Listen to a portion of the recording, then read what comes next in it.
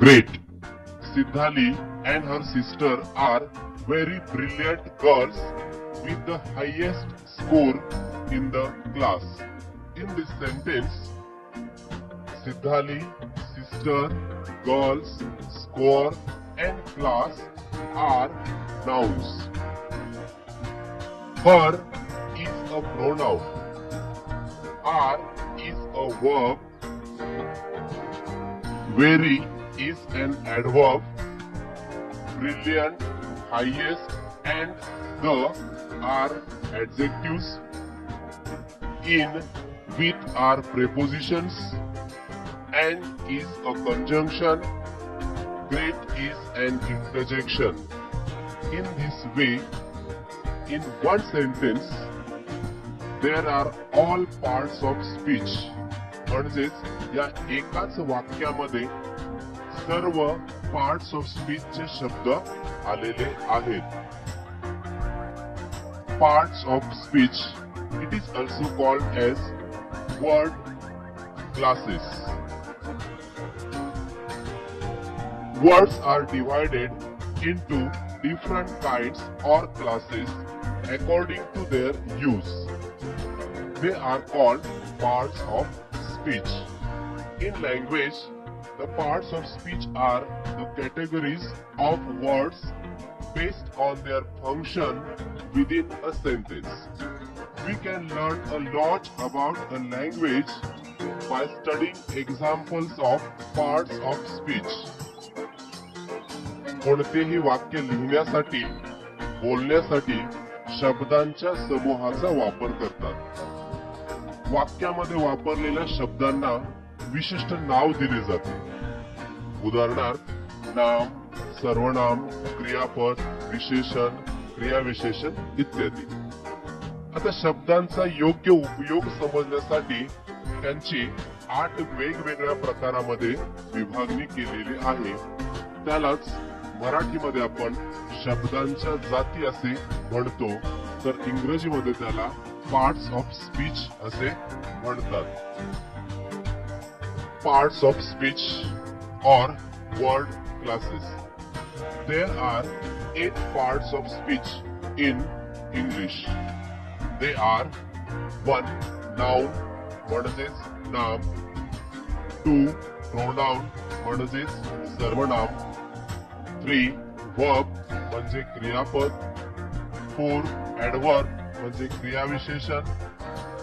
5. Adjective म्हणजे विशेषण. 6.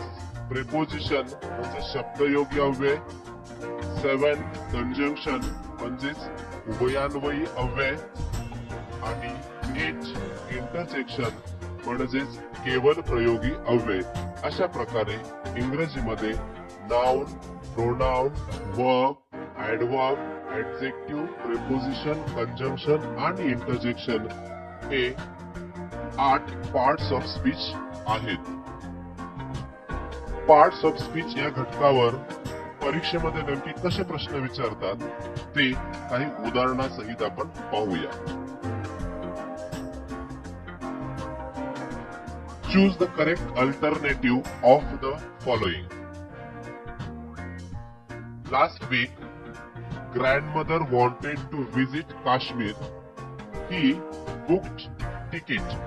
आणि या वाक्यामध्ये booked ला अंडरलाईन केलेला आहे आणि प्रश्न आहे choose the correct alternative of the following. आणि त्यासाठी ऑप्शन्स दिलेले आहेत. 1. नाउन. 2. वर्ब. 3. ऍडवर्ब. 4.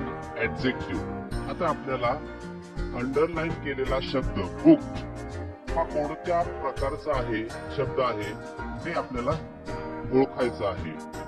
तर बुक हे क्रियापद आहे, म्हणून या प्रश्नाचं उत्तर आहे ऑप्शन नंबर 2 वर्ब. आणखीन एक वेगळ्या प्रकारचा प्रश्न पाहूया. Choose the correct alternative of the following. आणि वाक्य दिलेलं आहे we went away after they had left. आणि ऑप्शन्स आहेत. First noun, second verb, third pronoun आणि फोर्थ ऍडजेक्टिव्ह. अंडरलाईन केलेला शब्द आहे दे.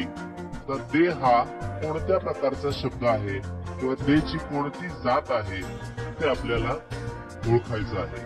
तर दे हे सर्वनाम आहे, म्हणून या प्रश्नाचं उत्तर आहे option number 3 pronoun. In the next part,